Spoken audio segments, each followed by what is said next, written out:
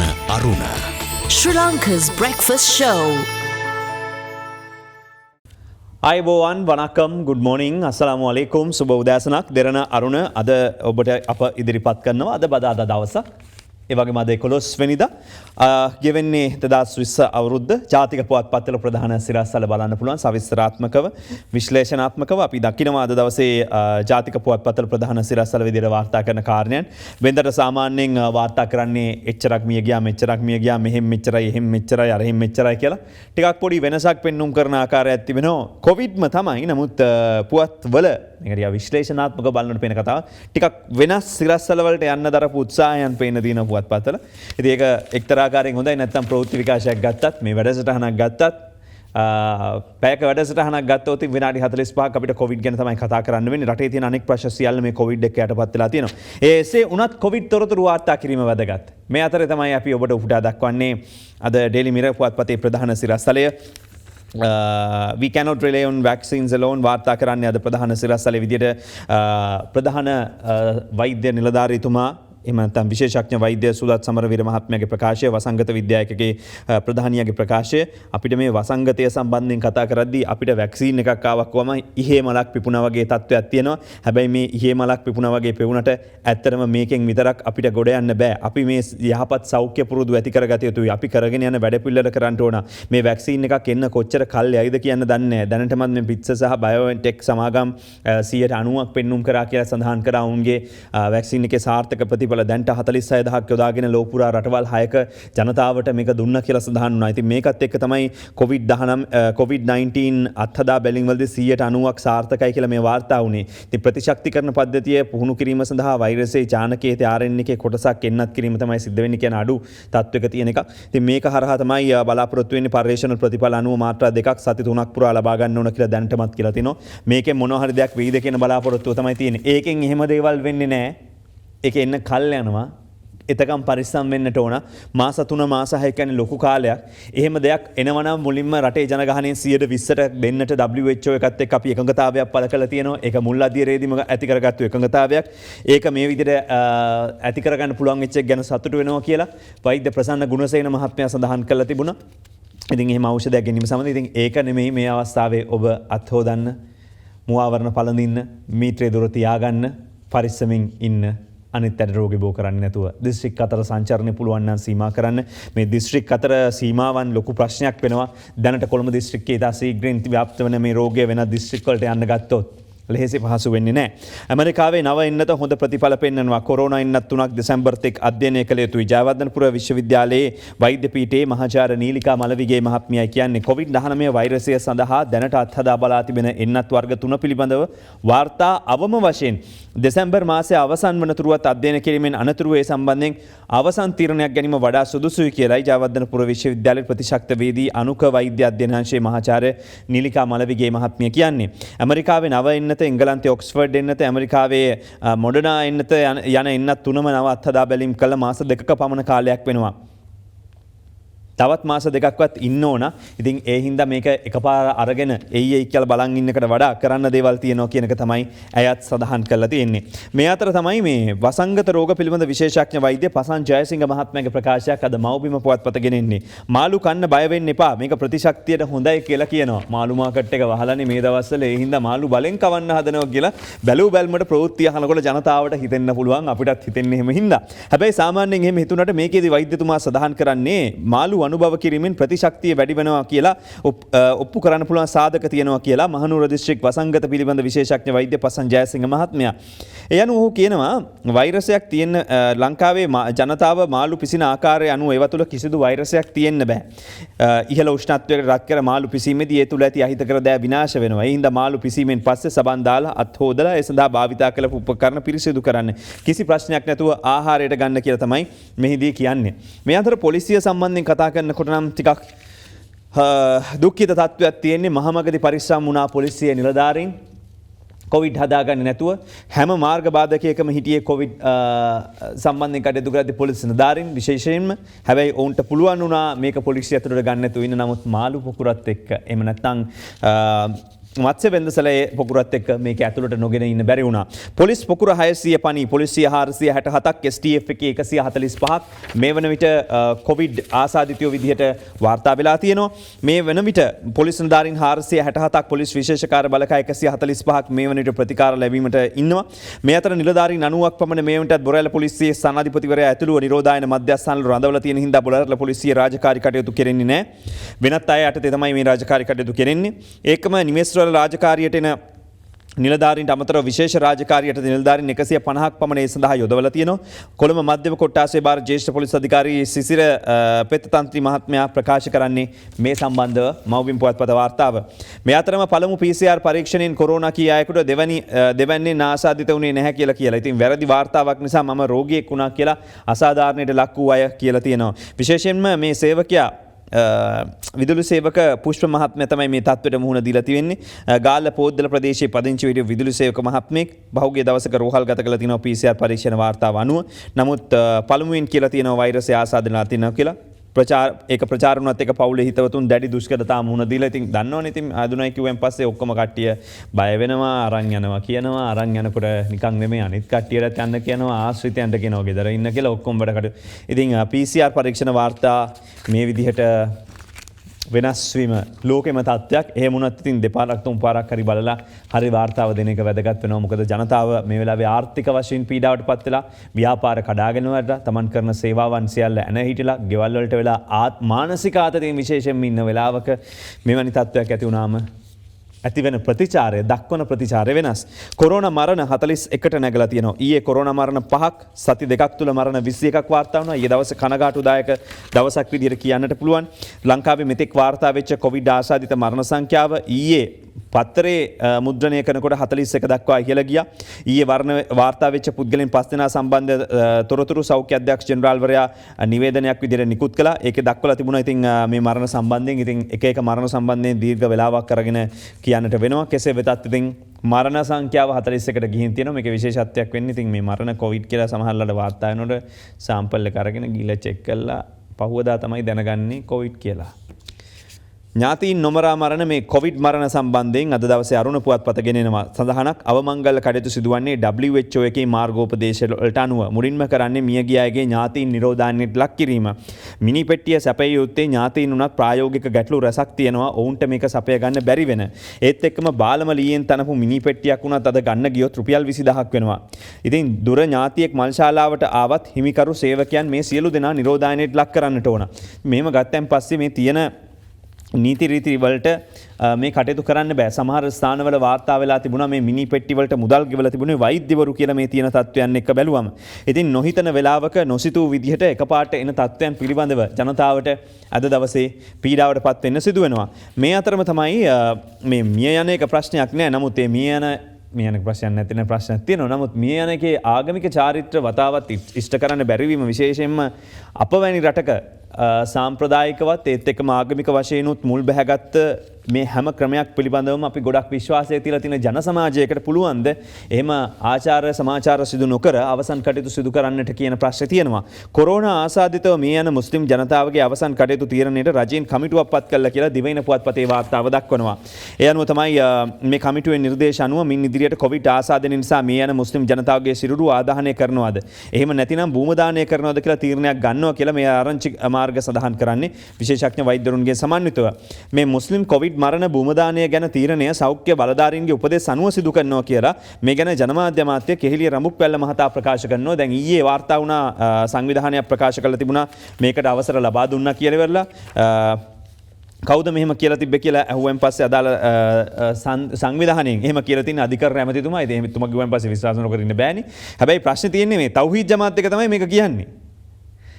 අධිකරණ අමාත්‍ය අලි ශබ්රි මහත්මයා අපට කිව්වා ජනාධිපති ඒ සඳහා අවසර ලබා දෙන්න කැමැත්ත පළ කළා කියලා. සිලෝන් තෞහීද් ජමාත් සංවිධානයේ මහලේකම් ආර් අබ්දුල් රාසික් ප්‍රකාශ කළා තියෙනවා. ඔවුන් තමයි මේ මාධ්‍ය නිවේදනය දැම්මේ රජයට ස්තුතිවන්ත වෙනවා මේ ගත්ත ක්‍රියාමාර්ගය පිළිබඳව තමන්ගේ ජනතාව ගැන හිතලා මේ අවස්ථාවේදී කියලා. ඉතින් කෙසේ නමුත් අලි ශබ්රි මහත්මයා තමයි මේම කිව්වා කියලා ඔවුන් සඳහන් කරන්නේ. කොවිඩ් වැළඳිලා මිය යන මුස්ලිම් ජාතිකයන් භූමදානය කිරීමට අවසර ලබා දෙන ලෙස ජනාධිපතිවරයාගෙන් ඉල්ලීමක් කළා තිනෝ. ජනාධිපතිවරයා කියලා තියෙන මේ පිළිබඳ සෞඛ්‍ය අංශවල විමසලා නිර්දේශ ලබා දුන්නු පසු ඒ සඳහා අවසර දෙන්න පුළුවන් කියලා. කෙසේ වෙතත් මේ භූමදාන කටයුතු වෙනුවෙන් මන්නාරම දූපතේ හුදකලා ප්‍රදේශයක් තෝරා ගැනීම සඳහා යෝජනා වෙලා තියෙනවා කියලා හිදි කියනවා. ඉතින් අබ්දුල් රාසික් මහත්මයාගෙන් මේ සඳහා විමසීමේදී කියලා තියෙන්නේ අපි මේ ගැන දැනගත්ත ගමන් අධිකරණ ඇමතුමාට කතා කළා. එතුමා කිව්වා මේක ඇත්තක් කියලා. එතුමා ඒ සඳහා ජනාධිපතිවරයාට අවසරය ලබා දෙන්න කැමැත්ත පළ කළා කියලා එතුමාට කියලා තියෙනවා කියලා කැබිනට් රැස්වීමේදී අලි ශබ්රි මහත්මයා විසින් තමයි මේ යෝජනාවත් ඉදිරිපත් කරලා තියෙන්නේ. කෙසේ වෙතත් අද දවසේ දැන් මේ මුස්ලිම් ජනතාවට විතරක් නෙමෙයි මේ ප්‍රශ්නේ තියෙන්නේ. සාමාන්‍යයෙන් ආදාහන කටයුතු සිංහල ජනතාව වුණත් සිංහල බෞද්ධ ජනතාව වුණත් සමහර වෙලාවට පුරුද්දක් විදිහට පවත්වාගෙන වෙලා තියෙනවා තමන්ගේ දේහයන් සමහර වෙලාවට ආදාහන කිරීම, තවත් සමහරු භූමදානය කිරීම.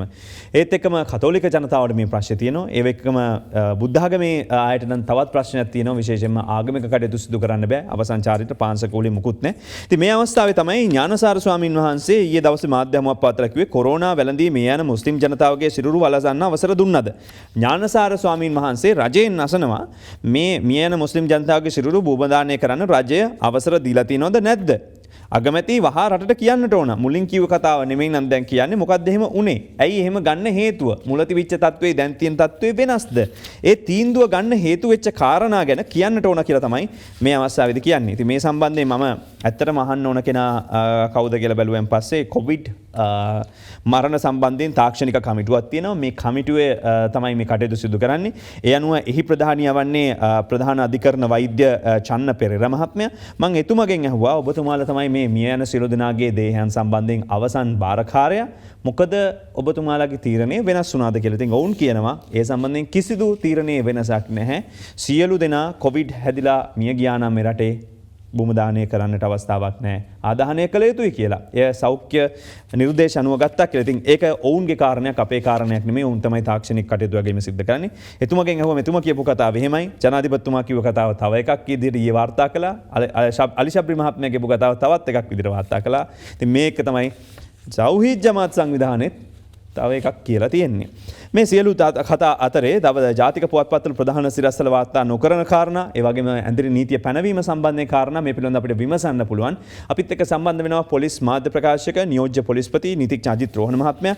සුබ උදෑසනක් ඔබතුමාව පිළිගන්නවා මේ අවස්ථාවේදී වැඩසටහනට. උදෑසනක් චතුර. විශේෂයෙන් අහන්න තියෙන කාරණයක් තමයි දැන් ඊයේ දවස වෙනකොට PCR පරීක්ෂණ විදියට අපිට කරපු වාර්තාව ප්‍රමාණය අවිලා තියෙනවා 430ක් කියලා. මේ 430 කොළඹ උතුරු ප්‍රදේශයේ සහ මේ අහඹු පරීක්ෂණ පිළිබඳව විශේෂයෙන් මැනින් මාකට් එක ආශ්‍රිතව මේකෙන් නාට්‍යාමී වරුන් වාර්තා වෙනවා කියලා 20ක් කොවිඩ් ආසාදිතයන් බවට වාර්තා වෙච්ච පිරිස. දැන් එහෙමනම් එතකොට මේ නාට්‍යම්වරුන් හරහා තමයි පෑලියගොඩ වෙළඳ සංකීර්ණයේ එත් එක්කම මැනින් මාකට් එකේ කටයුතු ක්‍රියාත්මක වෙන්නේ. එතකොට මේ කටයුතු ඉස්සරහට ගෙනියන්නේ කොහොමද? එතකොට මේක වහලා දානවද? එහෙම නැත්නම් මේ කටයුතු ඉදිරියට රජය කරගෙන යනවද? පොලිසිය මේ සම්බන්ධයෙන් දරන මතය මොකක්ද? ඇත්තටම මේ මැනින් මාකට් එක පවත්වාගෙන යාම පිළිබඳ විශේෂ අවධානය යොමු වෙලා තිනවා රජයේ. ඊයේ මේ සම්බන්ධව අර්ලියගහ මන්දිරයේදී සාකච්ඡාවක් පැවැත්වුණා.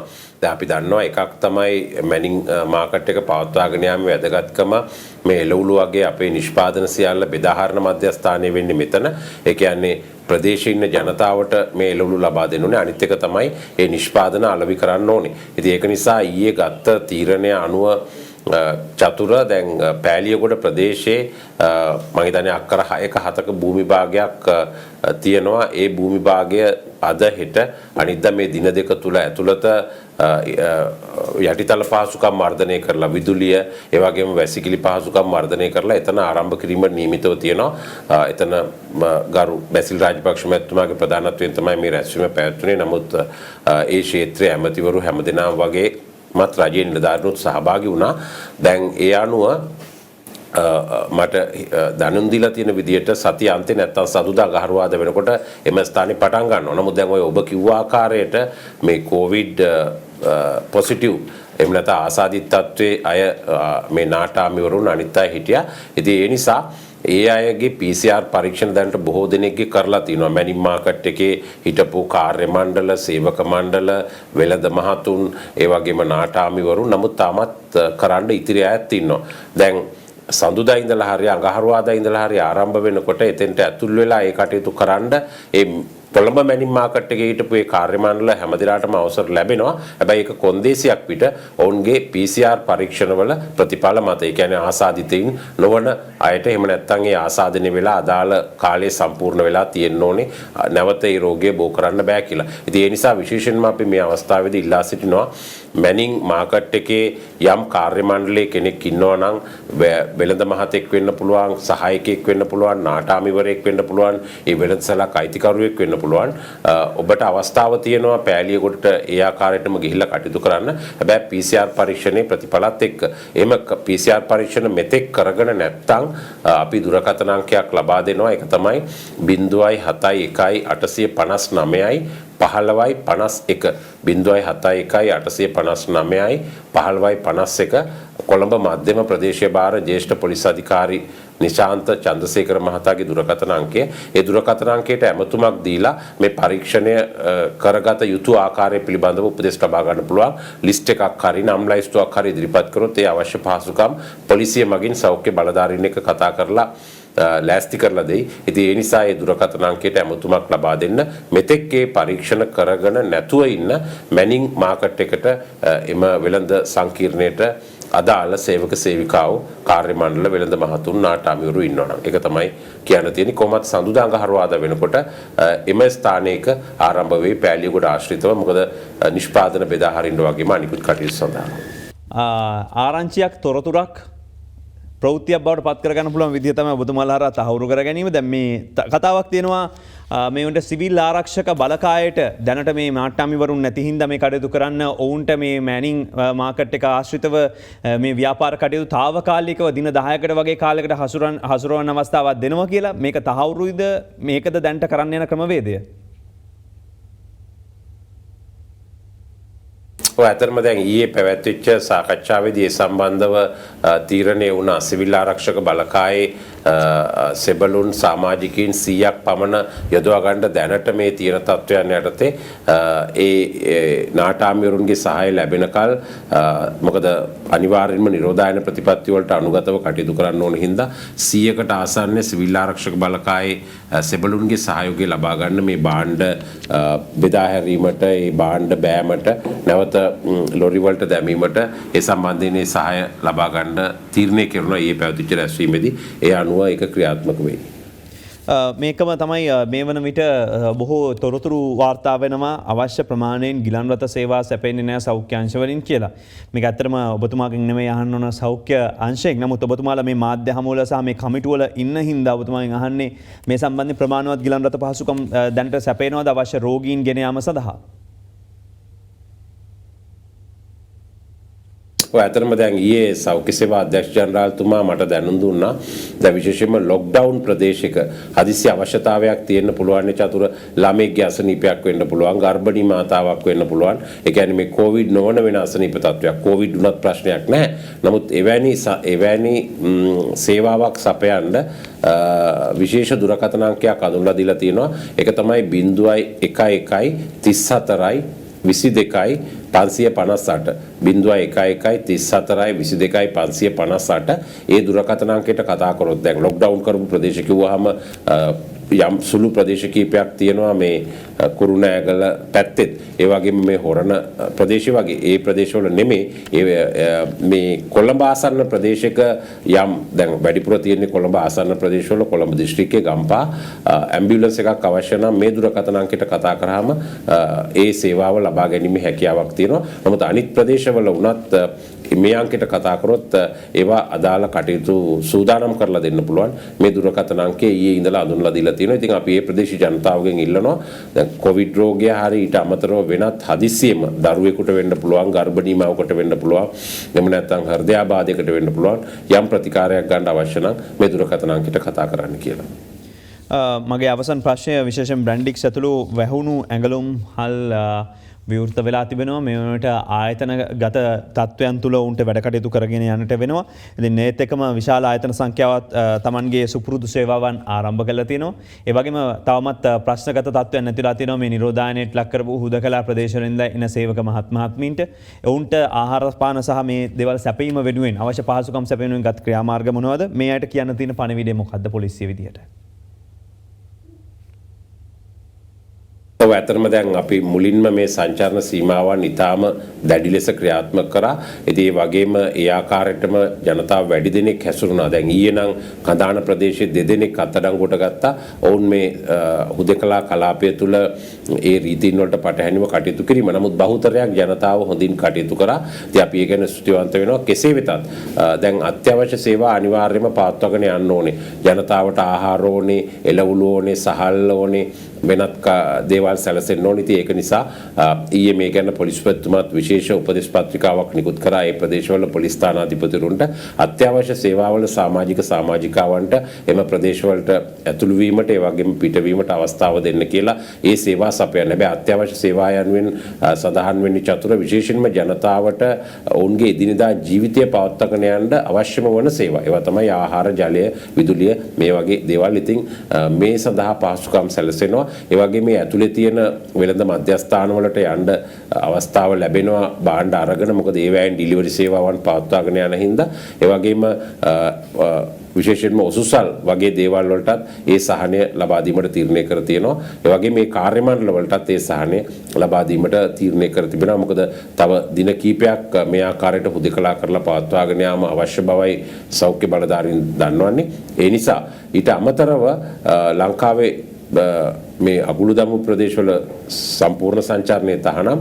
ඒ නැති වුණත් අනික් ප්‍රදේශවල ඉන්න ජනතාවටත් කියන්න ඕනේ මේ දිනවල මේ විශේෂයෙන්ම කණ්ඩායම් වැඩිපුර එකතු වෙන ක්‍රීඩා ඉසව් සම්මන්ත්‍රණ සාදයන් මේවා සංවිධානය කිරීමෙන් වළකින්න කියලා. ඒ වගේම නිරන්තරයෙන් අර දුරස්ථභාවයේ මුහුණු ආවරණ පළඳින්න කියලා. දැන් මේ වෙනකොට චතුර අපි 137ක් අත්අඩංගුවට ගෙන තියෙනවා දින 10ක් ඇතුළත මේ මුහුණු ආවරණ සහ දුරස්ථභාවයේ තබා නොගැනීම ගැන. ඉතින් මේ ආකාරයට කටයුතු කරලා අපිට සහයෝගය දෙනු ඇතයි අපි අපේක්ෂා කරනවා. බේම ස්තුතියි ඔබතුමාට සම්බන්ධයෙන් පිළිබඳව මේ බ්‍රැන්ඩික්ස් ඇතුළු වැහුණු ඇඟලුම් කම්හල් ඇරෙනවා. විදෙස් වෙළඳපොළ ඉලක්ක කරගෙන නිමවුම් කරන ආයෝජන කලාපේ කම්හල් යලි විවෘත කරන්න රජය අනුමැතිය ලැබිලා තියෙනවා. කොවිඩ් ව්‍යාප්තියත් එක්ක තමයි මිනුවන්ගොඩ කම්හල වගේම බැලිසර මීරිගම කියන ශාඛාවන් වසා දමා තිබුණේ. කටුනායක ආයෝජන කලාපේ ඇඟලුම් කර්මාන්ත ශාලාවක් වසා දැමුණා. හොරණ බොඩ් ලයින් එක වහලා දාලා තිබුණා. ඉතින් මේක යලි මේවා විවෘත කිරීමට අවස්ථාවක් ලබා දීලා තියෙනවා කියලායි සඳහන් කරන්නේ. මේකම බැසිල් රාජපක්ෂ මහත්මයාගේ ප්‍රකාශයක් අද ගෙනෙනවා දිනමින පුවත්පත. කොළඹ මැනින් වෙළඳපොළ වසා දැමීමට සිදුවීමත් සමග දැඩි දුෂ්කරතාවයකට මුහුණ පා සිටින එළවලු ගොවීන්ට තම නිෂ්පාදන අලෙවි කර ගැනීම සඳහා පෑලියගොඩ ප්‍රදේශයේ නව ස්ථානයක් වෙන් කර දීම සම්බන්ධයෙන් රජය අවධානය යොමු කළා තියෙනවා කියලා. පෑලියගොඩ එළවලු වෙළඳපොළ පෑලියගොඩට ගෙන යනවා කියලා තමයි කියන්නේ. රාජ්‍ය ඉංජිනේරු සංස්ථාවට අයත් භූමියක් මේ සඳහා වෙන් කර ගැනීමට අපේක්ෂිතයි. සෞඛ්‍ය ආරක්ෂිත ක්‍රමවේද ඔස්සේ මේ බෙදාහැරීම කටයුතු වෙළඳපොළ ක්‍රියාත්මක කිරීම කටයුතු කරනවා කියලා තමයි කියන්න තියෙන්නේ. ඉතින් පළවෙනි දවසේ ඉඳලා මේ සම්බන්ධයෙන් විරෝධතාවයක් තිබුණත් රජය ගත්ත එක්තරා හොඳ ක්‍රියාමාර්ගයක් විදිහට සමහර ගොඩක් දේවල් සම්බන්ධව විවේචන තියෙනවා. හැබැයි ගත්ත හොඳ එකක් තමයි මාළු මාකට් එකේ දෙක තමයි මැනින් මාකට් එක සමහර විට විවෘත කරා නම්.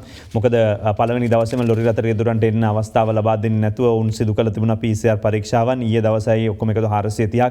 මේ 430න් වාර්තාලා තිබුණා නාට්‍යාමි මහත්මවරුන් 45ක් විතර 20ක් පොසිටිව් වෙලා තිබෙනවා කියලා. ඉතින් මේ තත්ත්වයට එක්ක හදිසියක්වත් ඔවුන් අතර ඔවුන් තමයි සම්බන්ධතාවය ගෙන යන්නේ. එළවලු හෙට මෙහාට ගෙන යන්නේ. මේ බර ආරගෙන යන්නේ. මේ නාට්‍ය මාතෘ ටික හදිසියක්වත් කොවිඩ් ආසාදිතය බවට පත් වුණා නම් ඉතින් මේකත් එක්ක බෙදා හරින්න තිබුණ අනිකුත් වෙළඳපොළ සියල්ලටම කොවිඩ් සමහර වෙලාවක. ඉතින් ඒක නවත්තලා තියෙනවා. මේ සියලු දෙනා දින 10ක කාලයක් නිරෝධායනය සඳහා යොමු කරනවා කියලායි දැනට වාර්තා වෙන්නේ. ඉතින් වේලාසන දුරදිග බල්ලා ගත්ත ක්‍රියාමාර්ගය වේලාසන ඕක හිතුවනම් මාළු මාකට් එකෙත් මිනුවන් ගොඩින් වාර්තා වෙනකොට යන්න බැරිද මේ ළඟ තියෙන මෙතනට කියලා වෙලා මෙහෙම දේවල් නොවෙන්නට තිබුණා. අහඹු පරීක්ෂාවන් සමහරට කරා නම්. නමුත් ඉතින් මේක කරපු එක ගැන හරි ඉතින් සතුටු වෙන්නට ඕන කියලා තමයි කියන්න තියෙන්නේ. ඊයේත් කොරෝනා මරණ 5ක් වාර්තා වුණා. නාට්‍යාමි පොකුර 67ට නැගලා තියෙනවා වාර්තා වෙච්ච ප්‍රමාණයත් එක්ක බන්ධනාගාර පොකුර 145 දක්වා වර්ධනය වෙලා තියෙනවා. මෙරට සුවය ලැබූ කොරෝනා ආසාදිතයින් ගණන 9537 දක්වා ඉහළ යනවා.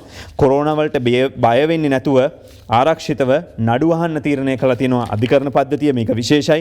ඉතින් මේක තමයි ඊයේ දවසේ ගත්ත තවත් සුවිශේෂී තීරණයක් විදිහට සනිටුහන් කරන්න පුළුවන්.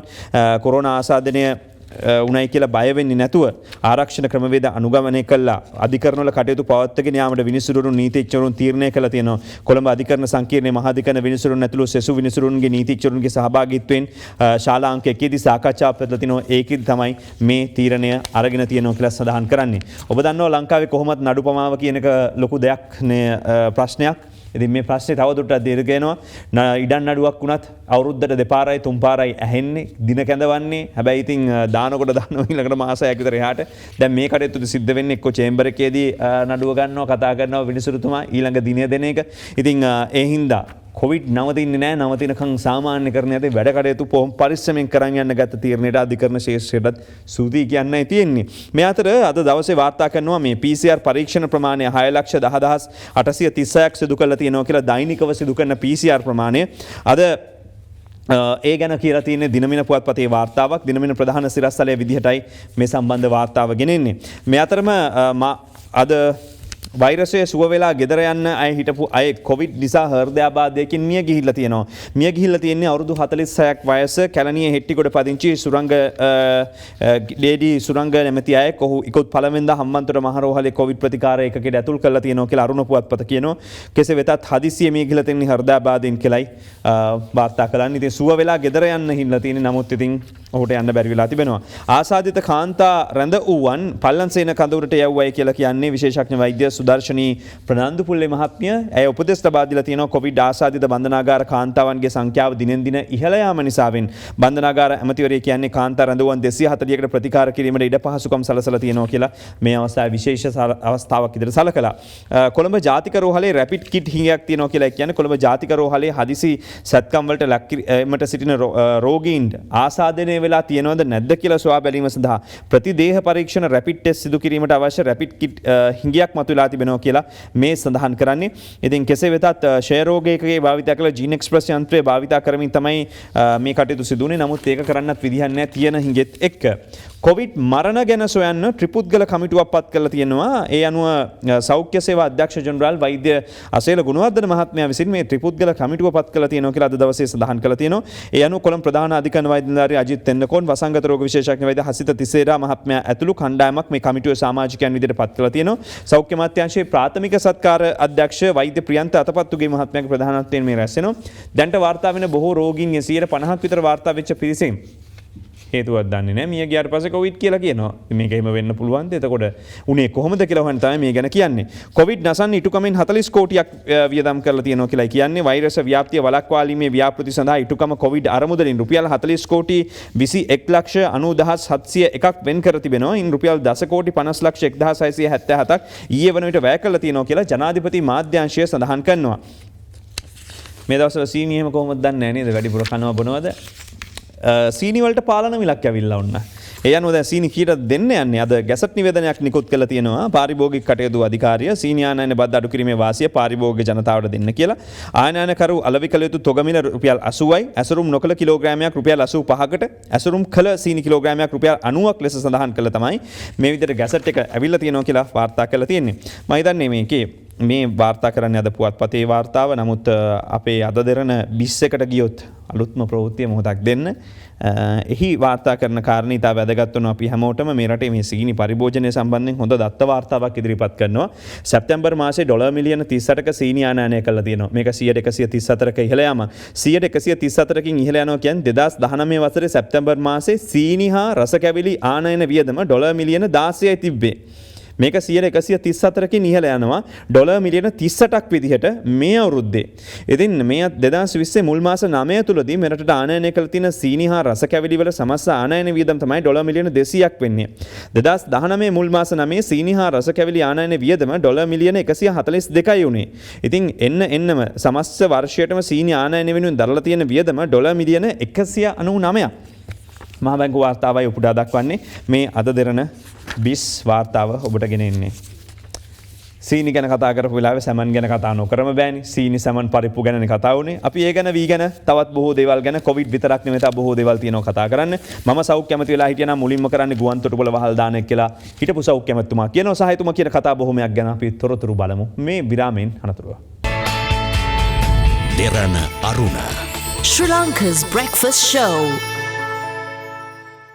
යලි දෙරණ අරුණ ගැන සමග ඔබ සජීව එකතු වෙන්නේ වී ගැන තමයි මේ දවස්වල තව කතාවක් නිර්මාණය වෙන්නේ. මණ්ඩලය සතු වී මෙට්‍රික් ටොන් 30000ක් පාලන මිලට වෙළඳ පොළට දානවා කියලා කියනවා. යනු පාලන මිලට ප්‍රමාණවත් සහල් තොග සැපයීමට මෝල් හිමියන් ඉදිරිපත් නොවීම නිසා මේ තීරණය ගත්තා කියලා කියන්නේ මේ වන විට වී යලේ මණ්ඩලය සතුව තිබෙන තොග ගැන.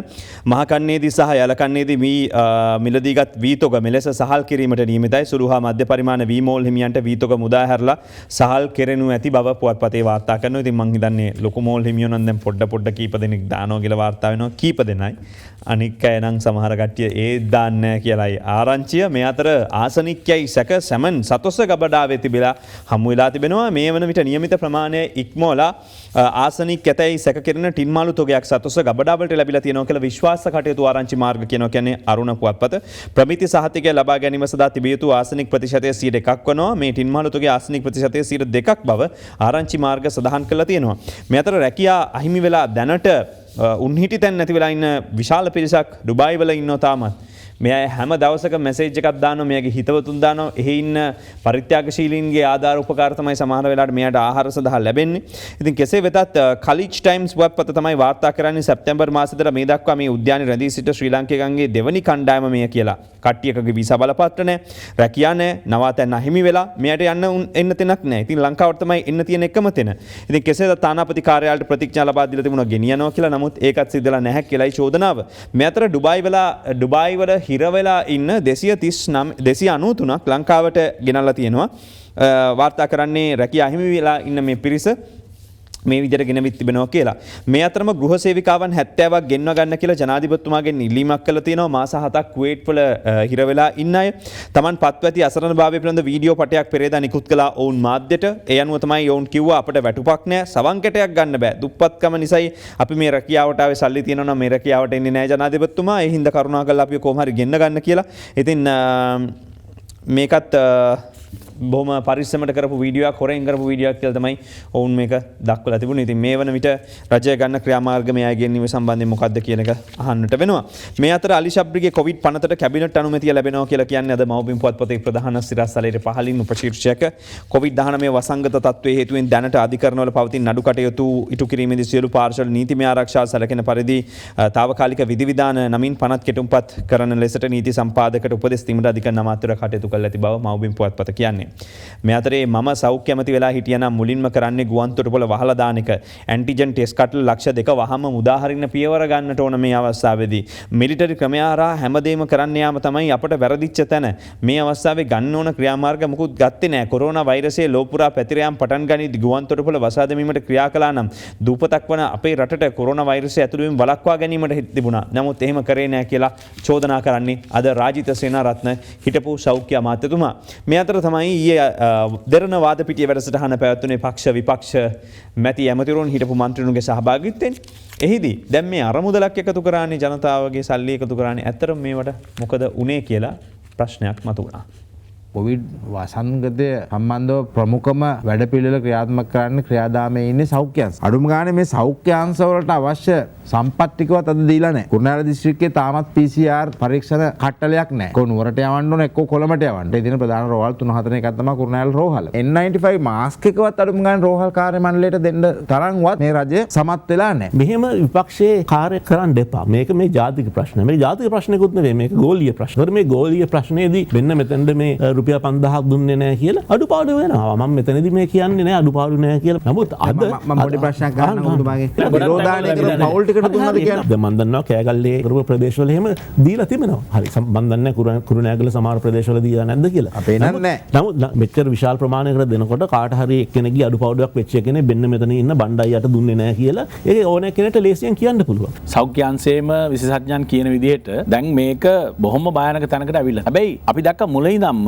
රජය බැලුවේ මේ සම්බන්ධයෙන් හැම වෙලාවෙම අපි තමයි ලෝකෙම ඉහළින් ඉන්නවා කියලා පෙන්නනවා. එතකොට කොහොම වුණත් දැන් මේ වෙන විට මේ දිනවල එන ගොඩක් මරණ බැලුවම ගෙදරවල වල චතුර මැරිලා තියෙනවා. ඒ කියන්නේ තමන් මැරෙනකන් දන්න මේ කොවිඩ් වලින් මැරුණ කියලා. ඒක තවත් භයානකයි. මොකද ඒ රෝගියා එහෙම නැත්නම් එයා අසුරු කරපු පිරිස ඒ ගෙදර අය මේ සියලු දෙනෙකුට මේක ව්‍යාප්ත වෙන්න හැකියාව තියෙනවා. ඒ නිසා අද මේක සමාජගත වෙලා දැන් තාමත් භයානක තැනකට ඇවිල්ලා තියෙනවා. ජනාධිපතිතුමා කොවිඩ් අරමුදල කෙරෙවලා අරමුදලක් හැදුවා. එතකොට දැන් මේ සල්ලි කොහෙද තියෙන්නේ? මේකෙන් මොනවද කරන්නේ? එතකොට මේවා මේ වගේ දේවල් වලට ප්‍රයෝජනට ගන්න නෙවෙයිද මේ එකතු කළේ? මිලියන 1668ක් එකතු වෙලා තියෙනවා නොවැම්බර් 10 වෙනිදා වෙනකොට. ඒකේ PCR පරීක්ෂණ ක්‍රියාත්මක කිරීම සඳහා මිලියන 100ක මුදලක් වෙන් කරනවා. එතකොට උපදේශන වැඩසටහන් සඳහා මිලියන 100ක මුදලක් වෙන් කරනවා. විවිධ නිරෝධායන මධ්‍යස්ථාන ඇති කිරීම සඳහා මිලියන 86ක්, මඩකලපුව ශික්ෂණ රෝහලේ පරීක්ෂණාගාර පහසුකම් සඳහා මිලියන 112ක්, රැපිඩ් ටෙස්ට් කිට් සඳහා මිලියන 3.5ක් මේ ආකාරයෙන් වියදම් කරලා තියෙනවා. මේ ඉතිරි මුදල් සියල්ල ලංකා බැංකුවේ අදාළ ගිණුමේ මේ වන විටත් තියෙනවා. ගිණුම සම්පූර්ණයෙන්ම විගණකාධිපතිගේ විගණනයට යටත් ගිණුමකින් තමයි මේ සියලු කටයුතු කෙරෙන්නේ. රටේ ප්‍රවාහන ශේෂ්ත්‍රය සම්බන්ධයෙන් සාමාන්‍ය සේවා බස් ගාස්තුව 120කින් වැඩි වෙනවා. වැඩියෙන් දීලා තමයි යන්න වෙන්නේ. අවමගාස්තු රුපියල් 14ක් වෙනවා. බස් රථවල මගින් ගානට විතර ආසන ගානට විතරයි මගින් ගෙන යන්න පුළුවන් කියලා තියෙනවා. ඉතින් අර්ධ සුකෝපභෝගී හා සුකෝපභෝගී බස් රථ අධි සුකෝපභෝගී බස් ගාස්තුව ඉහළ යන්නේ නැහැ කියලා තමයි වාර්තා වෙන්නේ. කෙසේ වෙතත් අද මේ ගැන තොරතුරු අද පුවත්පතේ ගෙනෙනවා. ඉතින් මේ ගැන ඇත්තටම මගී ප්‍රවාහන ක්‍රමවේද තුනක් හඳුන්වලා දෙනවා කියලා වාර්තා කරනවා. අවමගාස්තුව 14යි දිලුම් ඇමති රාජ්‍ය ඇමති දිලුම් මමුණුගම මහත්මයා ප්‍රකාශ කළා තියෙනවා පුවත්පතේ වාර්තාවක් විදිහට. ඉතින් කෙසේ වෙතත් අද අපි බලාපොරොත්තු වෙනවා අද දෙරන බිග් ෆෝකස් වැඩසටහනේදී ප්‍රවාහන අමාත්‍ය ගාමිණී ලොකුගේ මහත්මයාව ඒ වගේම වාහන නියාමනයේ බස් රථ ප්‍රවාහන දුම්රිය මැදිරිය අමාත්‍යතුමා විදිහට දිලුම් මමුණුගම මහත්මයාට මේ සම්බන්ධයෙන් ආරාධනා කළා තිනවා. එතුමන්ලා පැමිණෙමි කියලා විශ්වාස කරන 11:30ට අද අපි අහමු ඔවුන්ගෙන් ප්‍රශ්න කරමු. මේ ශේෂ්ත්‍රය සම්බන්ධයෙන් ප්‍රශ්න තියෙනවා නම් ඒ අවස්ථාවේදී ඔබට Facebook live එක ඔස්සේ අද දෙරන Facebook live එක ඔස්සේ ප්‍රශ්න අහන්නට පුළුවන්. අපි ඒවත් එතුමන්ලාට යොමු කරන්න බලාපොරොත්තු වෙනවා. මේ වසරේ පළමු මාස 9 රථ වාහන නව ලියාපදිංචිය 33කින් පහළ ගිහිල්ලා තිබෙනවා කියලායි සඳහන් වෙන්නේ. ඉතින් කෙසේ වෙතත් වාර්තා කරන 2019 පළමු මාස 9ට සාපේක්ෂව පළමු මාස 2020 පළමු මාස 9දී 153.9කින් මේ ලියාපදිංචිය පහළ ගිහිල්ලා තියෙනවා කියලා. ඒ වගේම තමයි මේ වන විට මෝටර් රථ සහ අනිකුත් දේවල් සම්බන්ධයෙන් තියෙන ප්‍රශ්න ගැන සාකච්ඡා කරලා තිනවා අද දවසේ තොරතුරු වාර්තාවේ. අද ප්‍රධාන සිරස්තලයක් ඉදලා මේ ගෙනෙන්නේ. ඉතින් මේ කෙසේ වෙතත් මම හිතන්නේ ලියාපදිංචිය ගැන කතා කරද්දී මේ ලියාපදිංචි වීමේ ක්‍රියාන්විතය සම්බන්ධයෙන් පමාවක් තියෙනවා කියලා සඳහන් වෙනවා. මේවා හරියට ක්‍රියාත්මක කරන්නේ මේ කොවිඩ් තත්ත්වයන් එක්ක. ඒ හින්දා වාහන ලියාපදිංචිය සඳහා ඉන්න බොහෝ පිරිසක් පොලිමේ ඉන්නවා කියලා සඳහන් කරනවා. නිෂ්පාදකයෝ ඒකම ලියාපදිංචියට වෙන්න ඉන්න කට්ටියක් මේ ගැන ඊයේත් අපිට මැසිවිලි නැගුවා. අද දෙරනට කතා කළා. පෙට්‍රල් ඩීසල් කොන්ත්‍රාත්තුව රාට සමාගම් දෙකකට ලබා දීලා තියෙනවා කියන්නේ අද ප්‍රධාන සිරස්තලයක් විදිහට මේ මාසයේ නොවැම්බර් 10 වෙනිදා සිට ලබන වසරේ ජූනි 30 වෙනිදා දක්වා මාස 8ක කාලය තුල පෙට්‍රල් සහ ඩීසල් ආනයනය කිරීමේ කොන්ත්‍රාත්තුව ප්‍රමුඛ පෙළේ සමාගම් දෙකකට ප්‍රදානය කරන්න කැබිනට් අනුමැතිය ලැබිලා තියෙනවා. වාර්තා කරන්නේ සිංගප්පූරුවේ ස්විස් සිංගප්පූර් ඕවර්සීස් එන්ටර්ප්‍රයිසස් එකට දීලා තියෙනවා කියලා වාර්තා කරලා තියෙනවා. එකක් ඒකම MSC3 UAE වෙත දීලා තියෙනවා කියලා දක්වලා තියෙනවා තවත් අනුමැතියක්. මේක ගැන සඳහන් කළා තියෙන උදේගම්මන් පිළමැතිතුමා. බාහිර බලපෑම් නිසා ජ්‍යෙෂ්ඨ නිලධාරීන් විපක්ෂ නායක කාර්යාලය හැර ගිහිල්ලා තියෙනවා කියන්නේ අද දිනමින පුවත්පත බාහිර පාර්ශ්වයන්ගේ බලපෑම් මෙල්ල වෙනවා. ඒ හින්දා තමයි මේකට උසස් නිලධාරීන් කලකිරීමට පත් වෙලා තියෙනවා කියලා සඳහන් කරන්නේ. ඒ අනුව විපක්ෂ නායකවරයාගේ සමීපතමයන් සහ හිතවතුන් කියා ගන්න පිරිස් මේ බලපෑම් කරනවා කියලා සමගී ජනබලවේගය තුලින් චෝදනාවක් එල්ල වෙනවා. ඒ ගැන කතා කරපු වෙලාවේ අද දී අයිලන්ඩ් පුවත්පතේ ප්‍රධාන සිරස්තලයේ වාර්තා කරනවා now SJP MP says she renounced British citizenship in 2015. වාර්තා කරනවා ඩයනා ගබගේ මහත්මියගේ මේ බ්‍රිතාන්‍ය පුරවැසි භාවය සම්බන්ධයෙන් කතා බහට ලක් වෙනවා. විවිධ මේ සංගම් දීර්ඝ සටහන් තියෙනවා. උපතින්ම ඇය බ්‍රිතාන්‍ය පාස්පෝර්ට් එකකට හිමිකරුවෙක් බවත් බ්‍රිතාන්‍ය ජාතිකයෙක් බවත් සඳහන් කරලා තියෙනවා. ඉතින් කෙසේ නමුත් 2015 දී මේක ඉවත් කිරීමට කටයුතු කළා තියෙනවා තමන්ගේ පුරවැසි භාවය. එතකොට ඊට පස්සේ කොහොමද බ්‍රිතාන්‍යයට ගියේ කියලා අහනවා. ඒ අවස්ථාවේදී කියනවා 2017 දී ආණ්ඩුව රන්විනි තන්නේ සභාපති බවට පත් කළා. මංගල සමරවීර මහත්මයා එතුමියව ඊට පස්සේ විශේෂ පාස්පෝර්ට්යක් හම්බුණා. ඒකත් එක්ක ඒ වරප්‍රසාද යටතේ තමයි බ්‍රිතාන්‍යයට ගියා කියලා. ඉතින් මේ ගැන සංවාදයක් මතුවලා තිබෙනවා. දී අයිලන්ඩ් පුවත්පත වාර්තා කරනවා ශමින්ද්‍ර ෆර්නෑන්ඩු අද මේ ගැන කතාව ගෙන එන්නේ. මේ අතර ඇඳිරි නීතිය සමා වෙන්නේ. ඇඳිරි අවභාවිතා කරපු සැරයන්ගේ වැඩ තහනම් කරලා තියෙනවා. මත් සැකකරුවෙකුත් තරම් අධිවේගී ගිහිල්ලා තිනවා ඉගිල්ලිලා. ඒ හින්දා තමයි මේ තහනම මේ විදිහට ක්‍රියාත්මක කරන්න සිදු වෙලා තියෙන්නේ. නිරෝධායන ඇඳිරි නීතිය අවභාවිතා කරලා පිටස්තර පුද්ගලයන් 30 දෙනෙක් සමග අධිවේගී මාර්ගයේ ගමන් ගත්තු පොලිස් සැරයන්ගේ සේවය වහා ක්‍රියාත්මක කරන පරිදි තහනම් කළා කියලා සංචාරක පොලිස් කොට්ටාශයේ අධ්‍යක්ෂ පොලිස් අධිකාරී කාවින්ද පියසේකර මහත්මයා කියලා තියෙනවා. හිතවතුන් අරන් යන්න බෑ කියන එක මේකෙන් කියන්නේ. යලි දැනුම් දෙනතුරු මාධ්‍යවේදීන්ට පාර්ලිමේන්තුව යන්න බෑ. ඒ හින්දා තියෙන දේවල් ඔක්කොම අපිට බලන්න වෙන්නේ සජීව විකාශය දෙයි කියලා විශ්වාස කරනවා. ඒ හරහා ඒ අනුව තමයි ගුවන්විදුලි තරංගමාලා 107.3 ඔස්සේ අපිට මේ කටයුතු අහන්නට පුළුවන් කියලා වාර්තා කරන්නේ.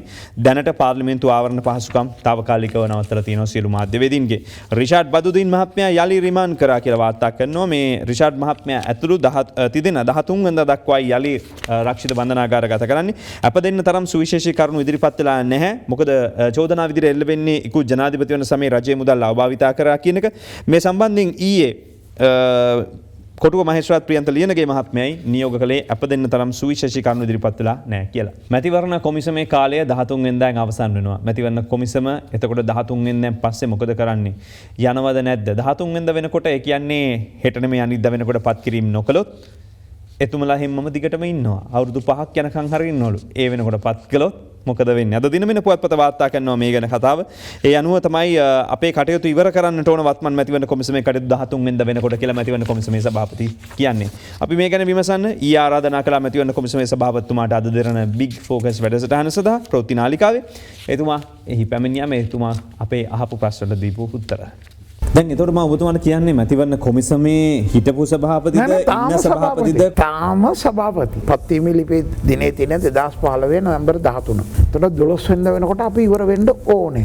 අපි විශ්වාස කරනවා අඩුම වශයෙන් ලබන සඳට පෙර නව කමිෂන් සභාවක් පත් කරයි කියලා 20 වෙනි සංශෝධනයේදී නව කමිෂන් සභාව පත් කරනකම් අපේ නිල කාලය දරන්න පුළුවන්. ජනාධිපතිතුමා නම් දාලා පත් කරේ නැත්තම් මේ කමිෂන් සභාව අවුරුදු 5ක් වුණත් තියෙන්න පුළුවන්. මට පේන්නේ ඔබතුමා එහෙම ආසයි වගේ. නෑ. මම කවදාද මේ කමිෂන් සභාව විචරෙන්නේ කියන එක බලාගෙන ඉන්නේ. කොමිසම ඉවර වෙලා අලුත් එකක් පත් කරනවනේ. ඒතකොට මේ පත් කිරීමේදී ආපහු පාරක් ඔබතුමා හිතනද ඔබතුමාව සලකා බලයි කියලා? සලකා බලන්නද කියලා මගෙන් අහලත් තියෙනවානේ. එනවද කියලා. මම එන්නේ නැහැ කියන එක කිව්වනේ. මැතිවරණය කලවනාකරණය කියන විෂයෙන් ආයිබෝන් කියන එක මං කියලා තියෙනවා. හැබැයි එහෙම ආයිබෝන් කියපු ගමන් හිටපු අය ඔක්කොම ගියේ තානාපති තනතුරු වලට. මම හිතන්නේ ඔබතුමාට ස්විට්සර්ලන්තේ හෝ වෙනත් රටක තානාපතිකමක් ලැබෙන ඡන්දෙට කලින්ම ඉඳන්ම කිව්වනේ. ඒ කියන්නේ ඔබතුමා විදේශ තානාපති සේවයට යනවද මින් අනතුරු? නෑ. මං ඒකත් එන්නේ නෑ කියලා තියෙනවා. ඔබතුමා තමයි ප්‍රජාතන්ත්‍රවාදය අකුලපු මැතිවරණ කොමිසමේ හිටපු සභාපතිතුමා. දැන් කොච්චර කාලද පළාත් සභාව තියන්න බැරි වෙලා? ඡන්ද විමසීම තියන්න බැරි වීම ගැන කනගාටුයි. ඒ බරපතල කනගාටුවෙන් තමයි යන්නේ. ඒක අපේ වරදක් නෙවෙයි කියන එක ශ්‍රේෂ්ඨ අධිකරණය තීරණය කළා දෙනවා. අපට විරුද්ධව දාපු නඩුවේදී ගරු ශ්‍රේෂ්ඨ අධිකරණය දෙනවා නොබෙදෙන තීන්දුවක්. මේක සම්පූර්ණයෙන්ම මෞලික අයිතිවාසිකම් කඩවිලා තියෙනවා. හැබැයි ඒකට වක් කියන්නනේ මැතිවරණ කොමිසම නෙවෙයි රජය කියලා. මැතිවරණ කොමිසමේ සභාපති විදිහට ඔබතුමාට සාමාන්‍යයෙන් මැතිවරණයක් තියන්නේ ඉස්සෙල්ලා ප්‍රොජෙක්ෂන් එකක් තියනවද කවුද දිනන්නේ නැද්ද කියලා? ඒක හරිය නෑ නේද උත්තර දෙන එක. සමහර වෙලාවට පෙනෙනවා ඡන්ද වලින් නෙවෙයි. ඒ අපි තියෙනවනේ දේශපාලන පක්ෂයක රැස්වීම. ඒ තියෙනකොට ඒගොල්ලන්ගේ හැසිරීමෙන් අපිට කියන්න පුළුවන් මේගොල්ලෝ රේස් එක ඇතෑරලා. නැත්නම් රේස් එක ළඟ යනවා. නැත්නම් මේගොල්ලෝ දිනලා ඉන්නේ. ඒක ඇරෙන්න මිසක් මම ගිහලා කාගෙන්වත් ඕගොල්ලෝ දිනනවද පරාද යනවද කියලා අහලා නැහැ. මැතිවරණ කොමිසමේ කොමසාරිස් විදිහටත් මැතිවරණ කොමිසමේ සභාපති විදිහට මේ දෙකේම අත්දැකීම් විඳපු ඔහුගෙන් කර ප්‍රශ්න විමසීම අද දෙරණ අපේ YouTube channelයේ තියෙනවා වැඩසටහන ඔබට බලන්නට පුළුවන්. එහිදී ආපු ප්‍රශ්න ගොඩක් කාලීනයි කියලා මම විශ්වාස කරනවා. තානාපති සේවයට නම් කළ 7කට අනුමැතිය මේ අතර ලැබිලා තියෙනවා කියලා කියනවා. යනු පාර්ලිමේන්තුවේ උසස් නිලතල පිළිබඳ කාරක සභාවේ අනුමැතිය ලැබිලා තියෙනවා කියලායි කියන්නේ. නම් ටික කිව්වත් වටිනවා. ඒ අනුව තමයි මේ පුවත්පතේ කියන්නේ අහමඩ් ජවාඩ් මහත්මයා සෞදි අරාබියේ තානාපතිවරයා, අරුණි රණරාජ මහත්මිය නෙදර්ලන්තයේ ශ්‍රී ලංකා තානාපතිවරිය, දර්ශන පෙරේරා මහත්මයා ස්වීඩනයේ ශ්‍රී ලංකා තානාපති, MK පද්මනාදන් ඊජිප්තුවේ ශ්‍රී ලංකා තානාපති ආදාළ අනුමැතිය ලැබිච්ච අය. යමතරව SDK සේමසිංහ මෙනවිය පෝලන්තයේ තානාපති අගමැතිවරිය ඒ.සී. සාමින්ද අයි කොළොන්නේ මහත්මිය තායිලන්තේ, තානාපතිවරිය හිටපු ගුවන් හමුදාපති එයා චීෆ් මාර්ෂල් සුමංගල ඩයස් මහත්මයා කැනඩාවේ ශ්‍රී ලංකා මහා කොමසාරිස්වරයා විදිහට පත්වීම් ලබලා තියෙනවා කියලා පුවත්පත කියනවා. ජනාධිපති වෙනස් වුණත් ඇමරිකාවෙන් එන බලපෑම් ඒ විදිහමයි. ওই විදිහටම අපිට බලපෑම් එල්ල වෙනවා කියලා අද දවසේ අදහස් දක්වන්නේ ජනතා විමුක්ති පෙරමුණේ ජාතික සංවිධායක බිමල් රත්නායක මහත්මයා. තට්ටුමාරු දේශපාලනය තුළ ඇමරිකානු ජනතාව දිගින් දිගටම රැවටීමට ලක් වෙනවා. ජනතාවගේ අභිලාෂයන් පාවලා දුන්නු ජනාධිපතිවරුන් හේතුවෙන් ප්‍රධාන පක්ෂ දෙක වන ඩෙමොක්‍රටික් පක්ෂයත් රිපබ්ලිකන් පක්ෂයත් මාරුවෙන් මාරුවට ජනාධිපතිවරුන් බිහි කරනවා. ඉතින් අධිරාජ්‍යවාදයට එරෙහිව පොදු අරගලයක් ලංකාවේ රටවලට තියෙන නිසා ලංකාවට කිසිසේත්ම ඔවුන් කවුරු ආවත් සුබවාදී නැහැ කියන එකයි ඔහු කියන්නේ. රාජගිරිය නාවල ඇල හරහා නව පාලමක් ඉදි කරනවා කියලා කියන්නේ. අංගම්පිටිය මාර්ගයේ ඇතුල් කෝට්ටේ සහ පාසල් මාවත රාජගිරිය නාවල සම්බන්ධ කරලා රාජගිරිය නාවල ඇල පාර හරහා මේ මාර්ගය ඉදි කිරීමට සැලසුම් කරලා තියෙනවා කියලා කියන්නේ. ඒ අනුව අමාත්‍ය මණ්ඩලය විසින් පත් කරන ලද සාවර ප්‍රසම්පාදන කමිටුවේ නිර්දේශ පරිදි අදාළ කොන්ත්‍රාත්තුව රාජ්‍ය සංවර්ධන නිර්මාණ නීතිගත සංස්ථාව වෙත ලබා දීලා තියෙනවා කියලයි මෙහිදී සඳහන් කරලා තියෙන්නේ. මේ මාර්ග තදබදේ නැති කරන්න. ළඟදීම කැබිනට් වෙනසක් සිද්ධ වෙනවා කියලා කියනවා. රාජ්‍ය අමාත්‍යවරුන් කිහිප දෙනෙකුගේ තනතුරු මාරු වෙනවා කියලාත් කියනවා. ඉදිරි සතියේදී මේ සංශෝධන සිදු වෙන බව තමයි සඳහන් කරලා තියෙන්නේ. ඔව් වැඩ කරන් යන්න හිතාගෙන හිටපු ගොඩ දෙනෙකුට වැඩ කරන් යන්න බැරි වෙලා තිබුණා. ඉතින් කැබිනට් වෙයිද දන්නේ නැහැ කියන්නේ. අධ්‍යාපන ශේෂ්ත්‍රය සම්බන්ධයෙන් වුණත් චෝදනා තියෙනවා. අපි යනවා මේ අතර නව ශේෂ්ඨාධිකරණ විනිසුරුන් 6ක් පත් කරන්න පාර්ලිමේන්තු සභාවේ එකඟතාව පත් වුණු පුවතට අභියාචනාධිකරණ නව සභාපති විනිසුරු ගැන නිර්දේශයට එකඟ වෙලා තියෙනවා කියලා කියන්නේ. ඒ ගැන ඒ අනුව තමයි MD නවාස් කුමුදුනි වික්‍රමසිංහ, ශිරාන් ගුණරත්න, අචල වෙංගප්පොලි, මහින්ද සමයවර්ධන, ජනක්ද සිල්වා යන විනිසුරුවරුන් ශ්‍රේෂ්ඨාධිකරණ විනිසුරු පදවලට පත් කිරීම සඳහා මෙසේ එකඟතාව පළ වී ඇති බව කියන්නේ. ශ්‍රේෂ්ඨාධිකරණයට නව විනිසුරු 6 දෙනෙක් ඒ අනුව පත් වෙනවා. දක්පුලගේ ඉල්ලීමට ඉඩ ලැබිලා නැහැ කියලායි කියන්නේ. ඒ අනුව 20 වන ආණ්ඩුක්‍රම ව්‍යවස්ථා සංශෝධන සම්මත වුණායින් අනතුරුව ශ්‍රේෂ්ඨාධිකරණය සිදු කරන පළමු පත්වීම ලෙස අදාළ කටයුතු සිද්ධ වෙනවා කියලා එහිදී සඳහන් කරනවා. නීතිපති දෙපාර්තමේන්තුවේ ජ්‍යෙෂ්ඨ නිලධාරීන් කීප දෙනෙකු ශ්‍රේෂ්ඨාධිකරණයේ නව විනිසුරුවරුන් ලෙස පත් කරන්න කියලා නීතිපතිවරයා ඉල්ලීමක් කර තිබුණත් ඒ නිලධාරීන්ට අවස්ථාවක් ලැබිලා නැහැ.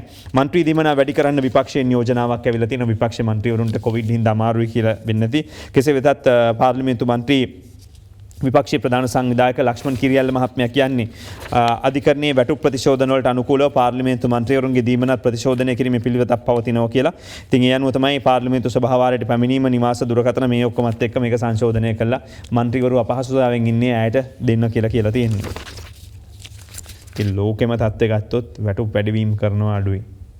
කප්පාදු කිරීම මිසක් බෝනස් දෙන්නේ නැහැ. අමතර දීමනක් දෙන්නේ නැහැ. ඉන්න වෙලාවේ පරිස්සම් වෙලා මේ ගමන යනවා කියන එක තමයි ආර්ථිකයක් විදිහට ගත්තත් ආයතන විදිහට ගත්තත් සිද්ධ වෙන්නේ. ලාභ ලබන ආයතන මන් දන්නේ කොහොමද කියලා. ඊපස්සේ අමතිවරුන්ට විතරක් මේ අතර ජනතාවට පටි ඔක්කොම තද කරගන්න කියලා පොඩ්ඩක් හරි වැඩි කරගත්තොත් ජනතාව කැමති වෙයිද? මේ විපක්ෂ මන්ත්‍රීවරුන්ගේ ඉල්ලීමක් කෙසේ වෙතත් නව ව්‍යවස්ථාවට යෝජනාව 55 පැන්නෝ ජනාධිපතිකමට ඉල්ලන්න බැහැ කියලා අලුතෙන් ගේන්න කියලා කියන්නේ. යනු ඉදිරියේදී ගෙනෙම නියමිත ආණ්ඩුක්‍රම ව්‍යවස්ථාව මගින් ජනාධිපතිතුමා ඉදිරිපත් වීම සඳහා උපරිම වයස් සීමාවක් යෝජනා කිරීමට ආණ්ඩුවේ අවධානය යොමු වෙලා තියෙනවා කියලා අද දවසේ පුවත්පතේ කියන 55 මේ එක එක්කෙනාගේ වයස වැල්ලනොත් එහෙම ට්‍රම්ප් ජනාධිපති වෙන්නෙත් නැහැ ඇමරිකාවේ. බයිඩන් ජනාධිපති වෙන්නෙත් නැහැ. මන්මෝහන් සිංහලා ඉන්නෙත් නැහැ. කොටාබේ රාජපක්ෂලා ඉන්නෙත් නැහැ. මහින්ද රාජපක්ෂලා ඉන්නෙත් නැහැ. එහෙම ගත්තොත් ඉතින් ගොඩක් දෙනෙකුට ඉන්න බැරි වෙනවා. ඉතින් ගොඩ දෙනෙක්ගේ වයස ඒ විදිහට සීමාවකට පනවනවද? විවාදයට විවෘත කළ තියෙනවා. මේ අතර 2009 විභාගයේ උසස් පෙළ ඉසෙට් අගේ යලි අධීක්ෂණයට ලක් කරනවා කියලා කියන්නේ හැම දවසකම දරුවෝ බොහෝ දෙනෙකුගෙන් එල්ලවන චෝදනාවක්. මේවා කවදද අපිට හරි ගස්සලා දෙන්නේ කියන එක. ඉතින් කෙසේ වෙතත් පුවත්පතේ සඳහන් කළ තියෙනවා නව විෂය නිර්දේශයට විභාගය පැවැත්වීමේදී පැරණි නිර්දේශයට දාලව 10%ක් හෝ 20ක් සංශෝධනය කළා.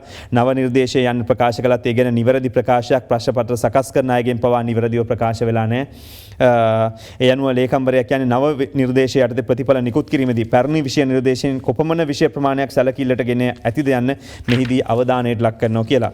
අක්කර 400ක ඖෂධ නිෂ්පාදන කලාපයක් හම්බන්තොට ආරම්භ කිරීමට කටයුතු කරන බව ආයෝජන මණ්ඩලයේ අනුමැතිය ලැබිලා තියෙන බව කියන්නේ අද දින වෙන වාර්තාවක්. RMV එකේ ප්‍රාදේශීය කාර්යාලය අද ඉඳලා වැඩ කරනවා කියලා මොටර් රථ ප්‍රවාහන දෙපාර්තමේන්තුව කියනවා. සරසවි ඉඩම නාගරික අධිකාරියට ගන්නවට ආචාර්යවරුන්ගේ විරෝධය පළලා තිනවා. කොළඹ විශ්වවිද්‍යාලයට අයත් කොළඹ මුත්තයියා පාරේ පිහිටි අක්කර 2මාරක පමණ ඉඩමක් නාගරික සංවර්ධන අධිකාරියට පවරා ගැනීම සම්බන්ධව ආචාර්යවරු විරෝධතාවය පළ කරන්නේ. ජනාධිපති චීන ජනාධිපති සමග පිළිසඳරක් ගැන පුවත ගැන පැහැදිලි කිරීමක් කරලා තියෙනවා. මේ ගැන ඒ අනුව තමයි දිනමින කියන්නේ එම පුවතට පදනම් වුණේ Zoom තාක්ෂණයෙන් පසුගිය සතියේ පැවතිච්ච දීපාර්ශික සමුළුවක් කියලා තියෙනවා. කෙසේද දෙරටේ නායකයන් මේ හමුවීමට සහභාගී වූ ආකාරයෙන් මේ ප්‍රවෘත්තිය කියවනවා කියලා තිබ්බා. ඉතින් එහෙම වුණේ නැහැ කියන එක තමයි කියන්නේ. අපි දන්නවනේ ඉතින් හම්බුනේ නැහැ කියලා. දකුණු අධිවේගයට කඹුරු පිටියෙන් නව පිවිසුමක් ලබා දෙනවා කියලා මව්බිම පුවත්පත වාර්තා කරනවා. දක්ෂිණ අධිවේගී මාර්ගය ඔස්සේ කඹුරු පිටිය ප්‍රදේශයට නව පිවිසුමක් විවෘත කිරීම ඉදිරි දින කිහිපය තුළ සිදුවනවා කියලා.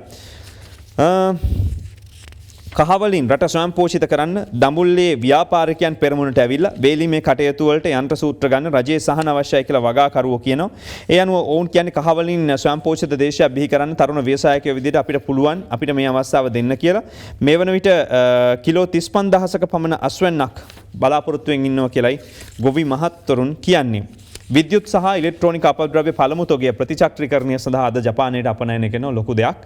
පරිසර අමාත්‍යාංශයේ තැපැල් දෙපාර්තමේන්තුව මධ්‍යම පරිසර අධිකාරිය එක්වයි මේ වැඩසටහන ක්‍රියාත්මක කළේ. පළමු තොගය මේ විදිහට අපනයනය කරනවා කියලා වාර්තා කරනවා. නැත්නම් ඉතින් මේවා ඇත්තටම ගොඩ ගැහෙන එක තමයි සිද්ධ වෙන්නේ. මේ අතරම අපි උපුටා දක්වනවා අද දවසේ තවත් තොරතුරු කිහිපයක් ඉන්න එකක් තමයි මහේලගේ පුහුණුවෙන් මෙවරත් IPL කිරුළ මුම්බයි ඉන්ඩියන්ස් කණ්ඩායමට හිමි වුණා. ජයග්‍රාහකයන් සම්බන්ධයෙන් සහ තවත් තොරතුරු වාර්තා බොහොමයක් ගෙනෙන. ඉතින් මේ කොවිඩ් එක ටිකක් යටපත් වුණත් හැම වෙලාවකම ක්‍රීඩාවත් එක්ක ඉන්න බොහෝ දෙනෙක්ගේ අවධානය මේ වෙනුවෙන් යොමු වෙලා තිබුණා. අපි කෙටි විරාමයක් සඳහා යොමු වෙලා විත් ඔබට අද cartoon ගෙනෙනවා. Derana Aruna Sri Lanka's breakfast show. ඔබ යලි දෙරණ අරුණ සමග මං හිතන්නේ කාටුන් ගෙනෙන වෙලාව මේක. නමුත් ඊට ඉස්සෙල්ලා චාරුප කිහිපයක් පෙන්වනවා බිහිසුණු වනතුරක් කටුනායක අධිවේගී මාර්ගයේ සිද්ධ වුණා. කටුනායක අධිවේගී මාර්ගයේ පෑලියගොඩට ධාවනය වෙමින් තිබිච්ච සුකෝභෝගී බස් රථයක් 25 වන කිලෝමීටර් කණුව අසලදී ඉදිරිපස ටයරයක් පුපුරලා ගිහිල්ලා රියදුරාට බස් රථය පාලනය කර ගැනීමට නොහැකි වෙච්ච නිසා පෙරළී ගිහිල්ලා ඊයේ රාත්‍රී 10:05ට පමණ අනතුරක් සිදුලා තිබෙනවා. රියදුරා බරපතල තුවාල ලැබලා රෝහල් ගත කරා කියලායි සඳහන් වුණේ. ඊට පස්සේ තොරතුරු වාර්තාවක් නැහැ. කෙසේ නමුත් ඔබ දන්නවා මේ වන විට මේ බස් එකක් අවසානයේ කරත්තයකටත් එහාවට පොඩි වෙලා දෙවිච්ච ආකාරය. ඉතින් කෙසේ නමුත් මාරාන්තික අනතුරක්. ඉතින් කොයි වගේ අනතුරක් වෙන්න පුළුවන්ද කියන එක කල්පනා කරලා බලන්න. අපි වේගෙන් ගියා වගේ නෙමෙයි කියන එකත් මතක් කරගන්න වෙනවා. ඉතින් මේ නියමිත සීමාවට ගියා කියලා කියන්නේ. මේ අතර පංකජ රුවින්දගේ සරදම් කාටුනේට වැඩසටහන ආරම්භ කරන්නේ ඊළඟ කොටස. බයාන මේ නයානම් අඳුකොළ වලට මෙල්ල වෙනවා. ඒ වුණාට සර් හාල් මෝල් කාර්යෝ මේ ගැසට් වලට නම් මෙල්ල වෙන જાතියක් නෙවෙයි. අද ලංකාදීප කාටුනේ දාසගේ කාටුනෙන් කියන්නේ මේ කොරෝනා අතරේ සංගීත පුඩු තරඟේ එහෙම නැත්නම් කැරකෙන කිරිකිරි බෝලේ කරා වගේ තමයි අද දවසේ කියන්නේ. කොරෝනා වටේ කැරකෙනවා එක පැත්තකින් ඇමතිතුමිය එක පැත්තකින් අනික් පැත්තෙන් සජිත් මහත්මයා. සජිත් කියන එකට ඇමතිතුමිය විරුද්ධ වෙනවා. ඇමතිතුමිය කියන එකට සජිත් විරුද්ධ වෙනවා. ස්වාරිස් දාස අපුවලාන මේ ඔයාට බෑ ඔයා වයසයි එහෙම කියලා තියෙන්නේ අද වෙන කාටද කරු ජයසූරිය මහත්මයාට රනිල් මහත්මයා. මේ ඔයා දන්නවද ජෝ බයිඩ්නුත් මගේ වයස යන්නේ කියලා කරු මහත්මයා කිව්වා කියලා කියන්නේ අද ස්වාරිස් කාටුනෙන්. එතුමා ලංකාවේ ජනගහනයෙන් 120කට කොවිඩ් එන්නත ලබා දෙන්න WHO එක තීරණය කළා. එතකොට ඇමරිකාවට දෙන්නේ නැද්ද? පස්සේ දෙයි. ඒගොල්ලන්ගේ ප්‍රතිඵල බලලා තමයි දෙන්නේ. ඉස්සෙල්ලා අපිට ගන්න පුළුවන් වෙනවලු. තලංගම ජයසිංහ පලාමල්ල චීනේ රුසියාව වගේ රටවල් ජෝ බයිඩන්ට සුබපතලා නැතිලු මෙයා. එහෙම හයියක් අපිට නෑනේ හාමිනේ බයිඩන් නෙමේ ට්‍රම්ප් දිනුවත් අපි සුබපතනවා. ඒක තමයි අපේ හැටි ලංකාදීප. හුරේරා බස් සංගම් වල ඉල්ලීමට කොරෝනා වැඩි පැතිවල බස් ගාස්තු වැඩි කරලා 5000 වැඩි වෙන්නේ නැත්තේ අපි ඉල්ලීම් කරන්නේ නැති හින්දා වෙන්නේ නැති සර්. බලන්න දැන් මේ කතාව තමයි අද දවසේ කියන්නේ. බලන්න අපේ තුමියට වෙච්ච දෙයක් සෞඛ්‍ය ඇමතිතුමියට එක අතකින් වයිට් මහත්මයා එලියන්ත වයිට් මහත්මයා කියනවා මෙහෙන් යන් කියලා. අනිත් පැත්තෙන් ටෙඩ්රොස් මහත්මයා කියනවා WHO එකකින් අපි යමු මේ පැත්තෙන් කියලා. මාර වැඩේ. ඉතින් දෙපැත්තෙම ඉන්න වෙලා තියෙන්නේ නේද? අද අරුණ කාටුනේ කියන්නේ එහෙමයි. සෙල්ලන්ත කොල්ල කොරෝනා වසංගතය ආසාදනය වීම 90%කින් වළකන ඉන්නතක් හදලා පවිත්‍ර මැඩම්ගේ ලක් එක තමයි මුහුදට පනින වැඩෙන් එයා ගොඩ ගිහිල්ලා ඔන්න අද දවසේ කියන්නේ මුට්ටි අත්තරිය විතරයි ඔන්න එන්නතක් ඇවිල්ලා. එහෙම කියන්නත් පුළුවන් ඉතින් සමහර විට සමහර අර්ථකථන අනුව. අපි මර්සිපාල කාටුනේට යනවා. අවුරුදු 45කට පස්සේ වැඩිම වී අස්වැන්න මේ වසරේ ලැබිලා. හාල් ලැබුණේ නෑ නේ ඉතින් අස්වැන්න ලැබුණා කිව්වට. වී නම් හම්බුලා තියෙනවා. හැබැයි ඉතින් හාල් නම් හම්බුනේ නෑ කොහොම වෙනවද මන් දන්නේ මේ දේවල් කියලයි අද කාටුනේ කියන්නේ. අපි දවසේ පද 4 වැඩසටහන අවසන් කරන්නේ ලස්සන කතා බස් කවදත් නොමැත හිඟ බස්රියකට නැගෙන්නත් පොලිම කිදික. උස්සයි ගාස්තුව දුන් සහනේ හිරඟ හිස් ගිනි ගත්තු මහ ජනයා අතර මග. බස් නැතුව කී දෙනෙක් පොලිම් වලත් ඉන්නවද මේ වන විටත්.